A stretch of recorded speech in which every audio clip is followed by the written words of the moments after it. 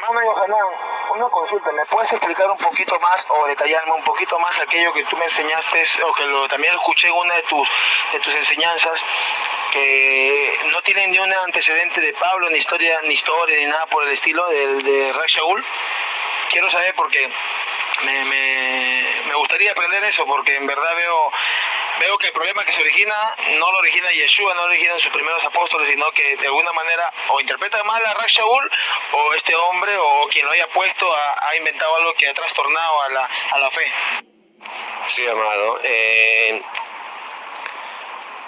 El punto que yo tomo es que, por ejemplo, los vestigios históricos o arqueológicos demuestran la existencia de Yeshua y de varios de sus talmidim.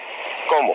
A través de nuestros escritos antiguos, como lo son el Talmud, y a través de hallazgos arqueológicos, como un osario que se encontró con una escritura donde decía Jacob, hermano de Yeshua. O sea, se supone, se presume que pudo haber sido el osario de aquel Jacob del cual hablan los evangelios, hermano de Yeshua.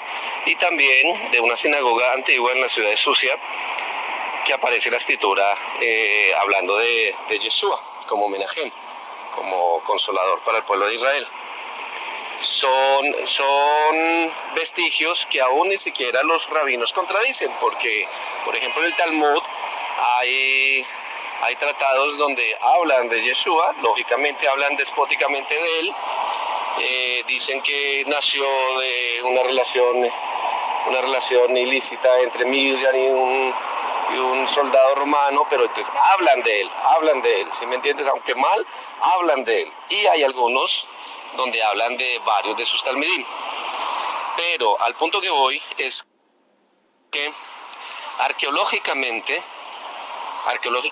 no existe o no ha existido, porque hoy en día tenemos el peligro de que están saliendo supuestamente descubrimientos dudosos donde tú encuentras hasta te comprueban la existencia de la patasola y de los pitufos, o sea, diciendo que hoy te organizan verdades como quieras. Entonces, al punto que voy, no existe un hallazgo arqueológico donde esté escrito la palabra Shaul de Tarso. No existe, Rab Shaul de Tarso. Y algo que despierta una seria duda. Si es cierto, y si él mismo, como aparecen en varios de sus escritos, dice, yo fariseo de fariseos y esto y lo otro, y era tan importante dentro del Sanedrín y dentro de los religiosos de su tiempo, ¿por qué el Talmud no habla una sola palabra sobre él? ¿Sí me entiendes? Y más si se convirtió. Si él se convirtió, entonces deberían hablar más ese Shaul, hereje, que también se dejó convencer de ese tal Yeshua, pero no aparece absolutamente nada. Entonces, no tenemos vestigio ni del Talmud, ni arqueológicos, ni nada sobre él. Y lo otro es que como judío, cuando uno no conoce la doctrina judía, la doctrina del pueblo, pues le pueden vender gato por liebre, ¿sí me entiendes? Pero mira, la doctrina de él no es doctrina judía. Cualquier rabino lo puede desmentir, puede decir, ¿este tipo de qué está hablando? ¿Sí me entiendes? Alguien que no es judío dice, no, es que él fue un gran rabino, que no lo entendieron, que... No, la doctrina que él enseña no es ni judía, ni es de Yeshua.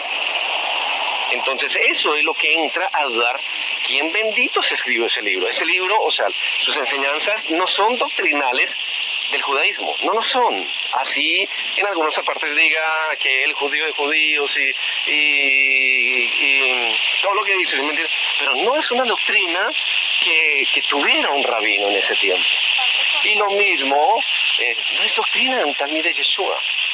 Dice muchas cosas que contradicen a Yeshua, dice muchas cosas que contradicen la Torá. Entonces ahí es de donde se desprenden muchas dudas, ¿sí me entiendes? Entonces perfectamente, como en la antigüedad no teníamos el acceso a los datos como hoy en día. En la antigüedad perfectamente pudieron haber montado esa fábula y convertirla en un hito, ¿sí me entiendes? como muchos de nosotros tenemos hitos de esos y que se adquirieron de generación en generación y perfectamente pudo haber sido montado esta doctrina como un tapón, ¿sí me entiendes? Y eso sí es muy conocido dentro de las fábulas rabínicas. Montar un mito, montar ¿para qué?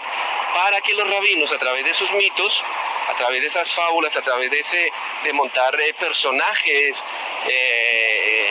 inexistentes, dieran enseñanzas para que los judíos no salieran del judaísmo ni se acercaran a eso. Entonces, algo que sí hace su doctrina es que hace que los creyentes en Yeshua no se acerquen a los judíos y los judíos no se acerquen a los creyentes en Yeshua. Y no está respaldado en ningún momento por ningún profeta ni por la Torá. La Torá no habla en ningún momento de que enviaría a alguien después del Mashiach. Y Yeshua en ningún momento habló de que enviaría a alguien después de él. Entonces es algo inconsistente, o sea, dentro de nuestras profecías no habla de ningún rabino que levantaría después del Mashiach. No existe para nosotros, no hay vestigio histórico ni arqueológico de su existencia. Entonces, en síntesis también pudo haberlo invitado el Vaticano, ¿sí me entiendes? Porque es el que lo defiende a capa y espada y son muy, como dijéramos, sospechosas sus teorías, sus postulados son netamente anti-judaísmo, anti-Torah y cosas que en ningún momento dijo Mashiach.